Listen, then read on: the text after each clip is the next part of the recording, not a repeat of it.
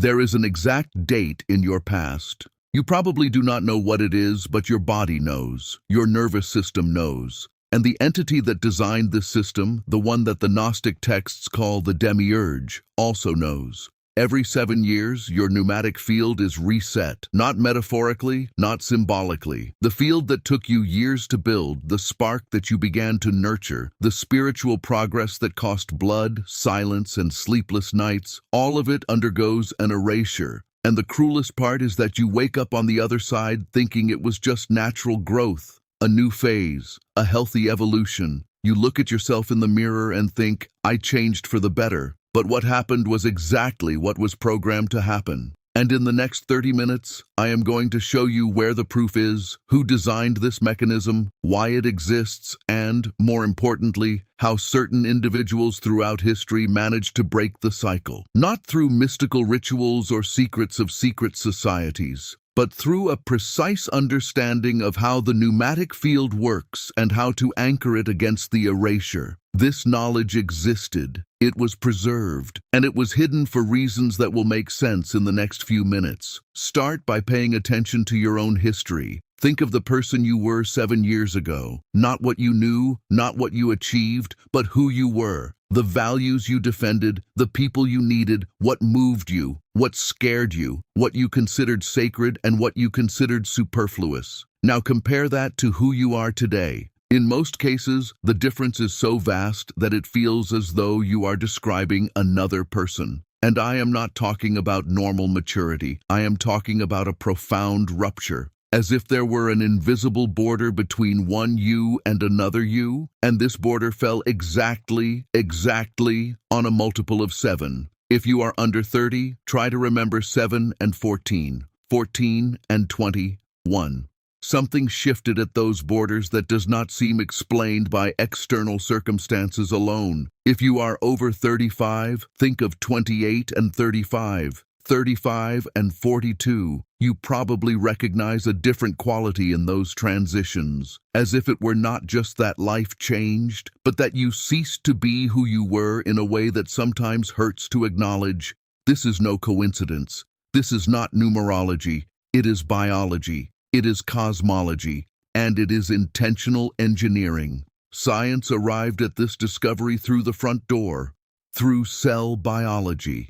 In 2005, researchers at the Karolinska Institute in Stockholm used the carbon-14 isotope to measure the actual age of human cells, not the chronological age of the individual, but the exact date each cell was created. What they found shattered an assumption that medicine had carried for decades. Your body is not your age. Different cells have different life cycles. Erythrocytes, the red blood cells, last an average of 120 days before being replaced. Your skin cells take about 2 to 3 weeks to renew completely. The cells of the small intestine renew every 3 to 5 days. The liver regenerates completely in approximately 1 year. Bones take about 10 years. And the neurons of the cerebral cortex, the structure where what you call consciousness and memory resides, remain with you your whole life, although some specific populations of nerve cells renew at their own rhythms. What this means is that your body is a structure in constant replacement.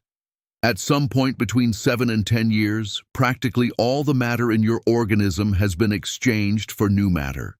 You are, literally, a biological ship of Theseus. But here is what science still does not satisfactorily explain. Why, when this replacement happens, do so many non-material aspects also change? Why do tastes change? Why do relationships that seemed eternal collapse precisely at these milestones? Why do beliefs that were unshakable begin to feel questionable? Why do vocations that seemed definitive suddenly feel misguided? The standard response from neuroscience is, because the brain is plastic, because synaptic patterns reform, because we are beings in continuous development. And that is true, but it is incomplete. It is like explaining a work of art by describing only the pigment molecules. To understand what is truly happening, you need what the Gnostics called gnosis, direct, unmediated knowledge of the actual structure of reality. And this structure was documented. The Apocryphon of John is a text discovered among the Nag Hammadi manuscripts in Egypt in 1945. It is considered one of the most complete Gnostic texts to survive the systematic persecution that destroyed most of this corpus of knowledge. In this text, John the Visionary receives a revelation about how the Demiurge, the creator entity of the material world, constructed the human body. The passage is disturbing once you understand what it is saying. The text describes how the Demiurge, called Yaldabaoth in the manuscripts, summoned 6 other powers, the archons, and how together they modeled the human body layer by layer. Each archon is responsible for a different layer, and these layers are not just anatomical. They are fields that envelop and condition what exists within the body. The number of these primary archons, according to the Apocryphon of John, 7. The Gnostics were not talking about angels or demons in the popular sense. They were describing structural forces that operate through time and matter. And these 7 forces correspond to what ancient cosmology called the 7 planetary spheres: the Moon, Mercury, Venus, the Sun, Mars, Jupiter, and Saturn, each governing a specific domain of the embodied human experience. Saturn is the outermost of the 7. In Greco-Roman cosmology, Saturn is Kronos, the god of time. In Gnostic cosmology, he is the guardian of the threshold between the material world and what lies beyond. And he is the most powerful of the material archons precisely because he controls time. The archon of time controls the cycles, and the 7-year cycle is not accidental. The orbital period of Saturn around the Sun is approximately 29.5 years. This equals exactly 4 cycles of 7.5 years. The Saturn return, the moment the planet returns to the position it occupied at the instant of your birth, is the oldest documented astrological event as a marker of radical transformation, recognized in cultures that never had contact with each other. Astrologers call this moment at 28-29 years the Saturn return. But what few realize is that this return is not an isolated event. It is the culmination of a series of partial resets that happen roughly every 7 years since birth. At age 7, the child emerges from the phase of total mirroring with the parents and begins to develop a separate sense of identity. At 14, puberty not only transforms the body but completely rewrites emotional and identity patterns. At 21, a second border of autonomy is crossed. Most cultural traditions mark this moment as the entry into adulthood. At 28, the Saturn return enforces an existential review that psychologists describe as inevitable. At 35, a renegotiation of values. At 42, what has been popularized as the midlife crisis, but which is actually something much more specific. At 49, 7 times 7, Hebrew texts recognize this cycle as so sacred that they institutionalized the Jubilee, the year in which all debts were forgiven and all land returned to its original owners. The Hebrew tradition did not invent the Jubilee. It recognized a structure that already existed in reality, and this structure exists to serve a specific purpose. Here is where you need to understand what the Gnostics called the pneumatic field. The word pneuma in Greek means breath, spirit, respiration. For the Gnostics, the pneuma was not a religious metaphor, it was a real substance, the subtlest of substances that exists in different densities within and around the human being. The Corpus Hermeticum, the set of Hermetic texts attributed to Hermes Trismegistus that circulated in the same cultural environment as the early Gnostics, describes the pneuma as the vehicle through which nous, the principle of pure consciousness, manifests in the material world. But not all human beings have the same amount of pneuma. This is one of the most controversial statements of Gnosticism, and also one of the most consistently documented in these texts. There is a distinction between the the predominantly material being, the psychikos, the being animated by the soul but still trapped in the cycles of matter, and the pneumatikos, the pneumatic, the being in whom the divine spark is present in sufficient quantity for the process of awakening to be possible. If you have made it this far in this video and are feeling a specific resonance with what is being said, not just intellectual curiosity, but a recognition that comes from a deeper place, it is likely that you are pneumatic. This is not a compliment. It is a responsibility. and it is the reason why the system was designed specifically to work against you. The Demiurge, according to the Apocryphon of John, feared the spark of light that the Supreme Being had breathed into human beings. Because this spark, if developed and sustained, allows the human being to access dimensions of consciousness that are completely beyond the realm of the Demiurge and the Archons. The text is explicit. When the Demiurge saw that the creature he had formed shone with this spark, he summoned the other powers and said, "How can I imprison this light?" The answer they found was elegant in its cruelty. Do not imprison the light. Erase the progress. A being who spends an entire life building the pneumatic field, nurturing the spark, accumulating gnosis, developing the capacity to perceive through the veil of matter, poses a real threat to the material system. But if this process of accumulation is periodically reset to zero, the being never reaches critical mass. They start over, always. They live in a loop. They experience spiritual breakthroughs that feel transformative, but which, 7 years later, are little more than vague memories of who they used to be. And the most devastating part, they believe that the erasure was evolution, because the system was designed for the reset to look natural, to look like growth, to look like you moved past that phase, that you matured beyond that understanding, that that version of you was immature or naive. The Demiurge does not need you to rebel against the cycle. He only needs you not to notice that a cycle exists. I want you to think right now about a spiritual or philosophical belief you held 7 or 14 years ago. A certainty about the nature of reality, about God, about the purpose of existence, about who you were and why you were here. A certainty that at that moment seemed unshakable. Where is that certainty now? For most people, it just went away. It was not deconstructed by arguments. It was not replaced by something deeper. It simply vanished along with the version of you that inhabited it. That is the pneumatic erasure. But now I need to show you something that will completely change how you understand all of this. The reset is not total. It cannot be total. If it were, the system would make no sense, because the Demiurge does not want to destroy the human being. He wants to imprison them. And a completely erased being cannot be imprisoned. Imprisonment requires enough continuity of identity for suffering to be possible. What is erased is specific. And here is the key that the Gnostic texts preserved. The Pistis Sophia, one of the most extensive and complex texts of the Nag Hammadi Gnostic corpus, describes in detail the process by which the soul navigates through the spheres of the archons after death.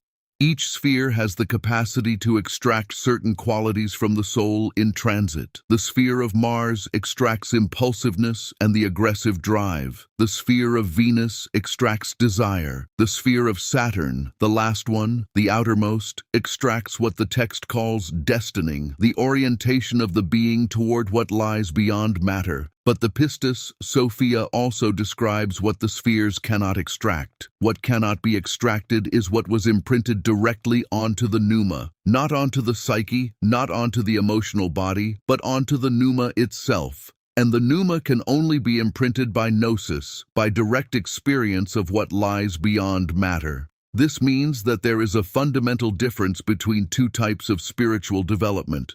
The first type operates at the psychic level: emotion, belief, ritual, devotion, intention. It is real. It produces real transformations, but it is within the domain of the archons, and therefore it can be erased by the cycle. The second type operates directly on the pneuma, through what the Gospel of Philip calls the bridal chamber, the internal space where the spark directly encounters what lies beyond material creation. This type of development cannot be erased because it is not inscribed on the psyche or the body. It is inscribed on the substance that was present before the incarnation and that remains after it. The Gnostics were not being vague. They were describing a technology, and this technology was preserved, fragmented, coded, dispersed through texts that survived the burning of libraries, precisely because it represents the only way out of the loop. Before I continue and show how this technology works in practice, I need to tell you something. If you have been feeling like your spiritual search always starts over, If you have the sensation that you were once closer, that you once knew something that has now slipped through your fingers, that there is some kind of invisible barrier preventing you from reaching the next level, you are not imagining it. You are not spiritually incapable. You are experiencing exactly what was designed to be experienced, and there is a map to get out of it. This map is what I compiled in the Pneumatic Code, a complete guide based on the Nag Hammadi texts, the Corpus Hermeticum, and the Gospel of Philip, which details step-by-step how to identify which point of the 7-year cycle you are in right now, which aspects of your pneumatic field are vulnerable to erasure in the coming months, and which specific practices the Gnostics use to anchor pneumatic progress beyond the reach of the archontic cycle. The link is pinned in the comments of this video and is also in the description. It is only available while this video is up. After that, access closes. If what is being said here resonates, do not wait. Now, let us talk about the specific signs that you are in an active erasure phase. Because the cycle does not work like a light switch. It is not that one night you are one person and the next morning you are another. The reset process lasts approximately 18 months to 2 years and begins to manifest in specific ways that most people misinterpret completely. The first sign is what I call the clouding of certainty. The things you believed in firmly begin to look less distinct, not necessarily wrong, just less urgent, less alive, as if a light that illuminated that part of your life were gradually being dimmed. You can still articulate the beliefs, but they have stopped moving you. They have stopped organizing you from within. Most people interpret this as growth, as if they are moving past previous dogmatisms and becoming more open. Sometimes that is exactly what it is. But when it happens in conjunction with the other signs, it is the erasure at work. The second sign is the dissolution of spiritual relationships. The people with whom you walked on a certain spiritual journey, whether a community, a shared practice, a search group, begin to seem more distant. Not because there was a conflict, simply the frequency that united you seems to have changed. You still like these people, but that which connected you at the deepest level seems to have evaporated. This happens because the pneumatic field you shared with those people was a real structure, and when your field begins to be reset, the resonance shifts. What looks like interpersonal distance is actually a frequency shift at the subtle level. The third sign is what the Gnostics called the forgetting of the aeon, a specific nostalgia, not for places or people but for states of consciousness. A feeling that you have already been somewhere more real than what you are experiencing now, a longing that has no identifiable object, because the object is not in the biographical past, it is in the pneumatic past. In the memory of what you were before incarnating into the cycle. If you have been feeling this specific nostalgia, this nameless longing, this feeling that something precious is being lost but you cannot identify what, you are feeling the erasure in progress. The fourth sign is the compulsion for fresh starts, the sudden desire to change cities, jobs, relationships, spiritual practices, a restlessness that seems to come from below, as if the ground you were standing on suddenly were no longer solid. Most people give in to this compulsion and actually change everything, and then find themselves 3 or 4 years later in the same internal place, just with a different backdrop. The Archon of Time does not need to erase what you accumulated if you yourself abandon the accumulation in search of a new beginning. The fifth sign is subtler and is perhaps the most important to recognize. It is the loss of the capacity for deep stillness. In phases of pneumatic accumulation, there is a point of internal silence that becomes accessible. It is not the absence of thought. It is a different presence beneath the thought. The Hermetic texts describe this as the state in which the nous, pure consciousness, is directly perceptible to the pneumatic.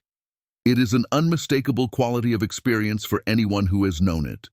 When the erasure is underway, this point of silence becomes harder and harder to access. Meditation feels mechanical. Prayer feels empty. The practices that used to work stop working. And the pneumatic, without understanding what is happening, usually concludes that they have lost faith, or that they were deluding themselves, or that they are simply not capable. They are not losing faith. They are suffering the erasure. And this distinction changes everything about how you respond. Because the response to a crisis of faith is to seek something that validates your faith back. But the response to an archontic erasure is deliberate pneumatic anchoring. These are completely different responses, and confusing one with the other is exactly what the system wants you to do.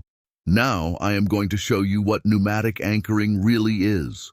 The Gospel of Philip, also discovered at Nag Hammadi, uses the image of the bridal chamber to describe a specific state of consciousness in which the divine spark comes into direct contact with its source. What the text calls the pleroma, the fullness of being that lies beyond the creation of the Demiurge. Philip is explicit. What happens in the bridal chamber cannot be taken away by death, by a change of cycle, or by the forces that govern matter. Why? Because it is not inscribed on matter. Most spiritual practices operate at what we could call the intermediate layers. Emotion, intention, belief, ritual, devotion, all of these are real and have value, but they exist in the layers that the cycle can reach. They are the house built upon sand that Matthew describes, but in a sense that is far more technical than religious.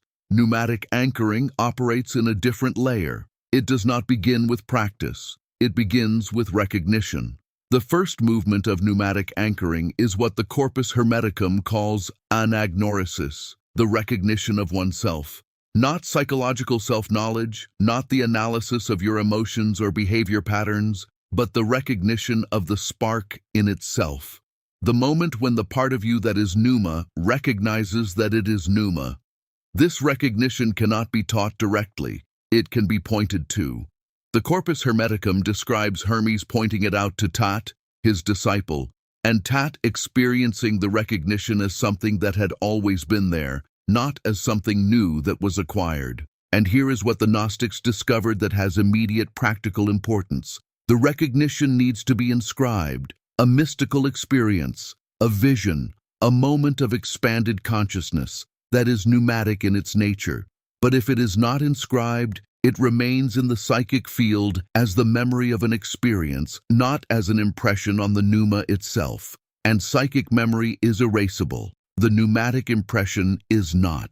Inscription happens when you articulate the recognition, not to others, but to the pneuma in itself. When you name, in silence or aloud, what was recognized, and when this naming comes not from the analytical mind, but from the point of stillness that the Hermetic texts identify as the center of the field. The Gnostics called this process sealing the recognition in the pneuma so that it cannot be washed away by the material cycle. It is why so many Gnostic texts emphasize what seems to the modern reader like an obsession with sacred names, with words of power, with specific formulas of recognition. They were not superstition. They were the technology of pneumatic inscription. The second movement of anchoring is what the Apocryphon of John calls the memory of the origin. There is a fundamental difference between two experiences that seem similar. The first is the spiritual search motivated by discomfort with the material world, the feeling that this world is insufficient, that there must be something more, that you do not completely belong here. This is real and genuine, but it is motivated by suffering, by what Buddhism would call dukkha. And what is motivated by suffering stays within the domain of the forces that manage suffering. The second is what the Gnostics called anamnesis, remembrance. Not a search for something unknown, but the gradual return to the consciousness of something that was never unknown, only forgotten through incarnation and the material veil. It is the difference between building a new house and remembering where the key to the old house was. Anamnesis cannot be erased by the 7-year cycle because it is not being built, it is being remembered. And the pneuma has a memory of itself that goes beyond biological memory. When you cultivate anamnesis instead of the search, you fundamentally change your relationship with the cycle. The reset can erase what was built in the psyche, but it cannot erase what was remembered in the pneuma. Because the remembrance of the pneuma is the remembrance of your own essence, and that essence was not created by the Demiurge. Here is something that will seem paradoxical, but is central. The Gnostics did not try to resist the cycle of 7 years. They did not try to prevent it, fight against it, or escape biology. The reset of the biological and psychic field happens, and in many aspects it needs to happen. The body needs to renew itself. Rigid emotional patterns need to dissolve so that others can form. The problem is not the cycle itself. The problem is confusing what the cycle affects with what you actually are. When you identify exclusively with the psychic layer, with the beliefs, the emotions, the relationships, the practices, the cycle feels like devastation, because it effectively devastates those layers. But when you have recognized and inscribed the pneumatic layer, the cycle becomes something different. It becomes what the Hermetic Gnostic texts call pneuma sophia, the wisdom of the breath, the understanding that what is real in you is exactly what the cycle cannot touch. The third movement of pneumatic anchoring is transmission. This is probably the most surprising part. The pneumatic field does not grow in isolation. It grows in resonance. The Gospel of Philip uses the image of a flame that lights another flame. The original flame does not diminish, but multiplies. When two pneumatics share a space of genuine recognition, not of anxious seeking, not of spiritual performance, but of mutual recognition of the spark, the field of both is amplified. And what is amplified by the field of another pneumatic is inscribed more deeply into the pneuma. It is more resistant to erasure. This is the reason why the Gnostics were organized into small groups, not out of elitism, out of technical necessity. The archontic system has two mechanisms to neutralize this. Isolation, convincing the pneumatic that the spiritual journey is solitary, that any community is a trap, and false community, structures that gather pneumatics at the psychic level without ever achieving actual pneumatic inscription. The distinction between a community of genuine recognition and one that mimics it is subtle but decisive, and it is exactly the kind of discernment that the pneumatic code details. If you are feeling a specific clarity right now, not euphoria, not enthusiasm, but clarity, as if something that was always blurry suddenly snapped into focus, you are not receiving new information. You are remembering. This idea survived 2,000 years of suppression and reached you through papyrus fragments preserved in the Egyptian desert. The pneumatic code is not a spiritual self-help book. It is a map based on the Nag Hammadi texts, the Corpus Hermeticum, and the Gospel of Philip, which details how to identify which phase of the cycle you are currently in, how to recognize which aspects of your field are in the process of erasure, how to perform pneumatic inscription in a way that survives the reset, and how to create and participate in fields of resonance that accelerate the process of anamnesis. The link is pinned in the comments and in the description, only while this video is available. Throughout history, Gnostic texts document individuals who achieved what they called monogenies, singularity, the state in which the pneuma accumulated enough gnosis so that the reset cycle no longer applied in the same way. Not because the body stopped functioning biologically, but because primary identification with the pneumatic field became so stable that the dissolution of the psychic field by the cycle no longer produced the sensation of losing one's being. The Corpus Hermeticum describes this state as the condition of the pneumatikos teleos, the pneumatic who has reached completion. Hermes says to Tat, when you no longer fear the death of what you were, you have discovered what you are. When you no longer fear the death of the previous identity, the dissolution of beliefs, of certainties, of relationships that the cycle dissolves. The pneuma has a memory of itself that transcends biology. Each cycle, even while erasing what was in the psychic field, leaves a deeper mark on the pneuma. The erasure system does not destroy the pneumatic field, it compresses it. And there is a point where enough compression produces ignition. The flame that cannot be quenched because it became the very source of the light. The fire that burns upon the water does not go out when the wave arrives. The wave passes. The fire remains. That is what you are, when you remember what you are. And the remembrance begins the moment you recognize that the forgetting is the mechanism, not your inability, not your karma, not your spiritual inadequacy. Forgetting is a technology of control. And like all technology of control, it only works as long as the controlled does not know it exists. Now you know it exists. The next 7-year cycle will come. Biology will continue its work of cellular replacement. The psychic field will go through the dissolution it is programmed to go through. The archons will manage time as they always have managed it, but you will go through it differently, not because you will resist the process, but because you will know the part of you that the process does not reach. You will sit in silencio, and beneath everything that is being erased, you will find the point of stillness that the Corpus Hermeticum calls the dwelling place of Nous. And at that point, you will recognize what has always been there, the flame that was not lit by the Demiurge, the flame that the Demiurge cannot extinguish, the flame that, with each cycle of compression, burns a little deeper, a little cleaner, a little closer to the surface where it will finally illuminate what was always hidden behind the veil of matter. You did not start this search by chance. Pneumatics do not come across these texts by accident. They come because something in them recognizes that it is time, because the cycle is coming or has just passed or is in the middle of its compression work, and some very old and very wise part of you sent you here. This is not poetry. It is the structure of your situation, and the flame within that o texto fornecido na parte 1 já englobou a totalidade do roteiro enviado na primeira mensagem. Caso você tenha a parte 2 e a parte 3 do material que deseja traduzir, envie o texto correspondente abaixo para que eu possa dar continuidade ao processo de tradução profissional seguindo o mesmo padrão e regras estabelecidas.